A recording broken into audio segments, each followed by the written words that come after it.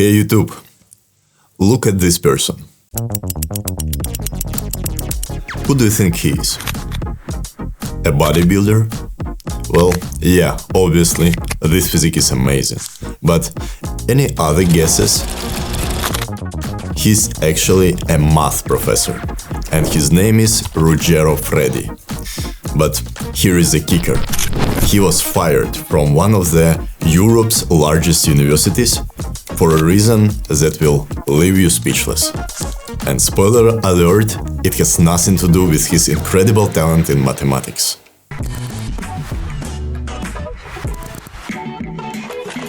Max bars. Before we get into the drama, let's talk a little about Ruggero's past. Before becoming a math professor, Ruggero had an entirely different career path. He was a performer in the adult film industry. And now you might think that these two worlds couldn't be more different, but Ruggero made the transition seamlessly, using his intellect, work ethic, to excel in academia. And honestly, if you ever thought your resume was a little unconventional, think again. Unfortunately, his past became a problem. Not for his students, not for his work, but for university itself. When his history in adult films came to light, Ruggero was fired. And the reason? Because obviously being good at math becomes irrelevant if you've ever been naked on camera, right? Luckily, I had a chance to talk with Ruggero and ask him a few questions. Let's hear the story directly from him. Max bars. Hi Ruggero. I want to ask you a few questions to really understand what happened and how you've dealt with it. And my first question is gonna be, when your past came to light, how did the university justify firing you? Was it the math department or the morality police? Because those times are in the past, aren't they? Hi. In order to answer your first question, I need to give you a little bit of context. I got a master's degree in computer engineering here in Italy, in Rome, where I live now. The university was La Sapienza, Università di Roma La Sapienza, which is one of the most prestigious university here in Italy, the biggest, one of the most important university.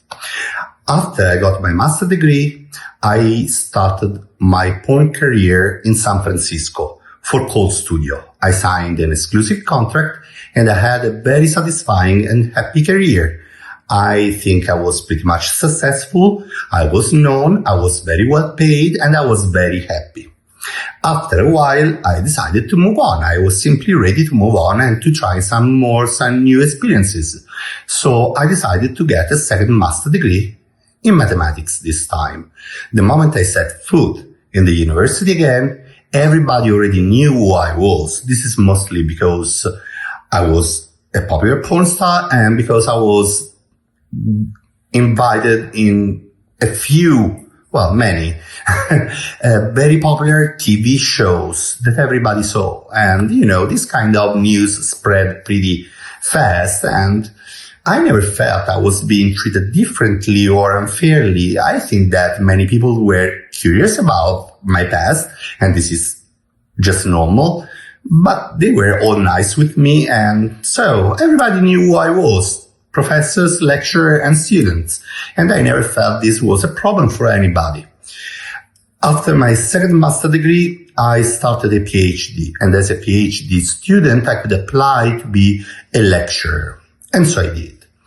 I held a lot of lessons in different courses, and one day this teacher calls me and he explains me that he has heard that I am one of the best lecturers around and that he has been asked to be the responsible of this class and he needs a lecturer. And he asked me to be his lecturer, and obviously I accepted, but there was a problem. There wasn't enough time to sign a contract right away, so we would have signed it a few weeks later. And there is something that actually can happen. We're in Italy. And so I say, well, fine, great. Let's start working. I was supposed to work for 100 hours, 100 hours of front lessons. And after 60 hours, I was asked not to go back to class. I was told, you're done with your job. I needed an explanation. I needed to know what happened. And well, I cannot tell you exactly what I was told, because the lawyers of La Sapienza told me that if I speak about what happened with no proofs, I will get sued. So I don't want to say anything that I cannot prove as a fact. But as a fact, I sent many different emails to the head of the department, and Tiziana Catarci, Professor Tiziana Catarci, she never answered to me. She never replied. She never gave me a reason. She never ever wanted to meet me. So I wrote to the rector of the university, Antonella Polimeni, and same story, never answered, never replied, never an explanation. And this is when I went to the lawyers, and this is how I won the case, because I never had even an explanation for whatever happened. And this is pretty much the story. You know, it's just crazy how they can ignore you like this and treat you like this after all the achievements you made and after that many years that you spent in this university. It's just so unfair, and I don't know, I'm speechless. I'm just so angry on these people, you know. Do you think this reaction would have been the same if you're in a straight adult films? Or was this partly about the LGBT content? Let me make it clear. I think that University La Sapienza, where I took the first master degree, the second master degree, and my PhD, is an amazing place. Packed with extraordinary people. Amazing, brilliant professor, incredible researcher, fantastic lecturer, and super brilliant students. Most of the time, I never felt anything was wrong. I never felt that I was being treated unfairly or differently. Anyway, what had happened that time, I have theories, but I cannot speak about these theories, otherwise they suit me and I will have to pay them a lot of money for speaking, for saying things that I cannot prove. So I won't tell you any theory. Would have been different if I was straight? I don't know. Actually, that I don't know. We should ask to Tiziana Catarci if she knows, because she is the head of the department, so she supposedly know what happens in her department. But who knows? All right, I believe that she's gonna ignore everyone's messages in this case, because she's definitely not on the right side. Obviously, she knows it. Anyways, question number 3. What's your message to people who think that someone's past defines them, even when it's completely unrelated to their job? I think that, yes, our past pretty much define us. And I think I have an amazing past. I mean, look at me. I did a lot of stuff, a lot of different, very different things. I stuffed my life with a lot of different experience. So please just have a lot of experiences. Everything that will make you grow, everything that will make you see things from a different perspective will be worth it to be lived.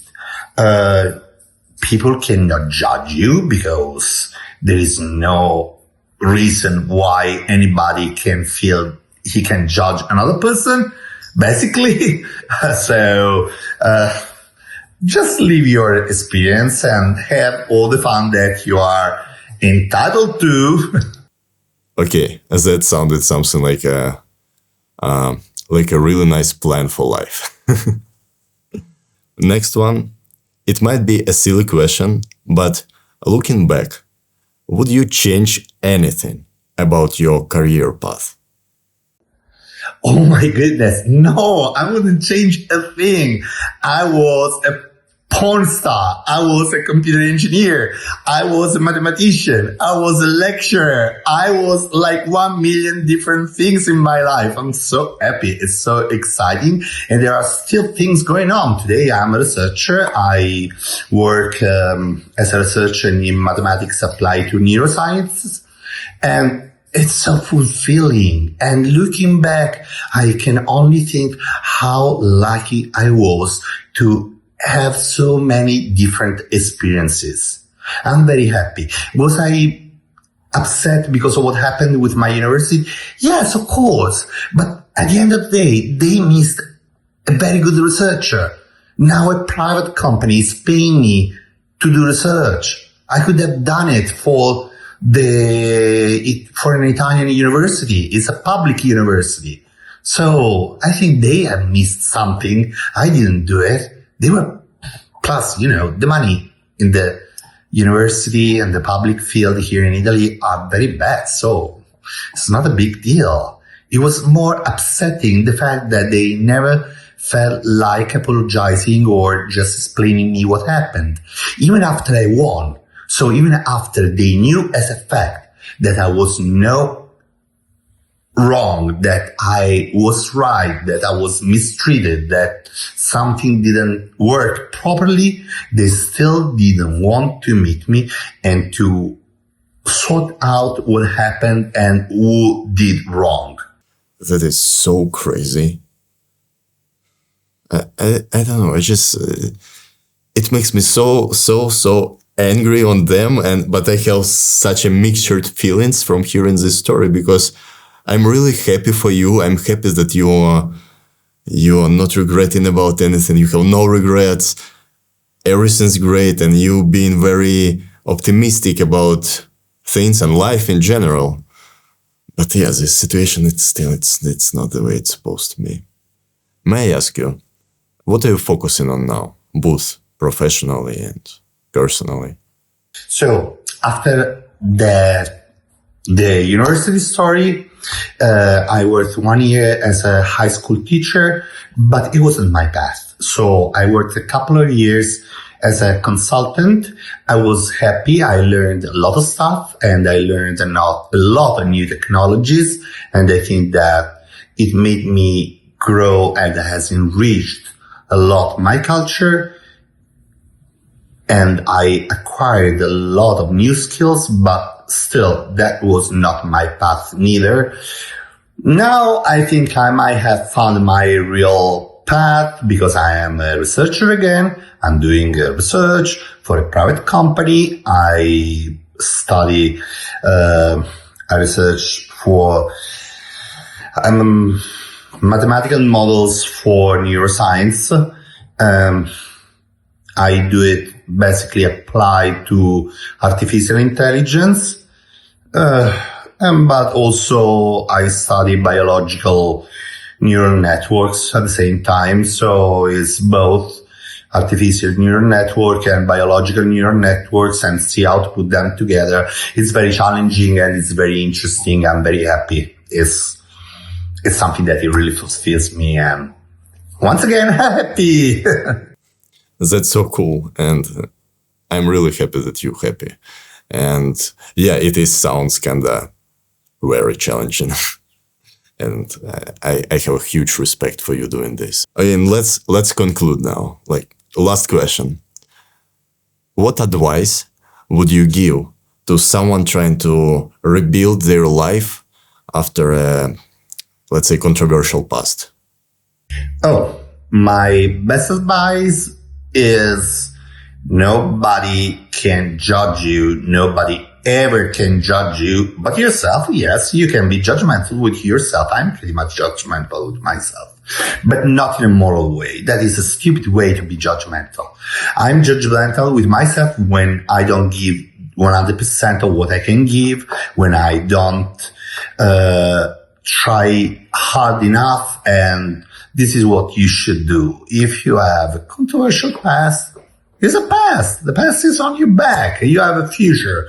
But a very good piece of advice is study. Have a lot of skills in your pocket, because when you have a resume with a lot of skills and you can prove and you're recognized as somebody who knows a lot of stuff, well, then it's very much harder to put you on the side, to put you on in a corner. So that is a good way to make people accept whatever your past is, being the best around. Max Bars. Ruggero's story is one that challenges our perception of what it means to be a professional and what it means to have a past. And as Ruggero said, fight for your rights and freedom so others don't have to do it. And this person and his journey are a powerful reminder that talent and dedication should never be overshadowed by some outdated stigmas. And let's take a moment to think about the bigger picture. If something this unjust can happen in Italy, a country that's supposed to be modern and progressive, what's happening in places where human rights aren't as well protected?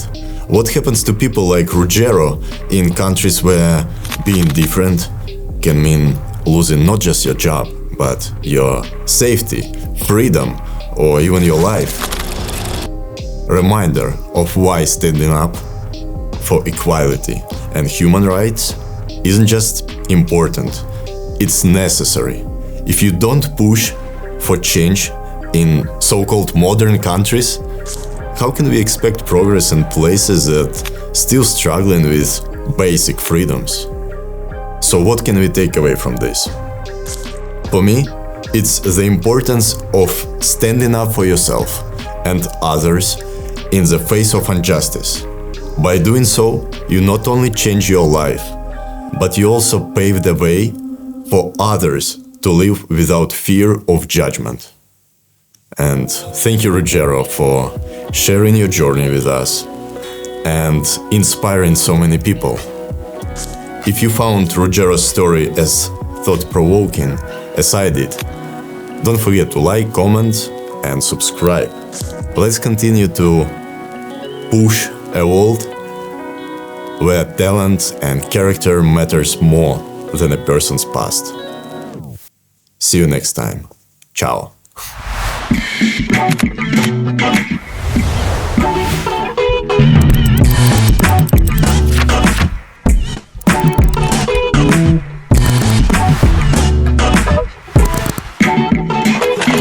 Max Bars.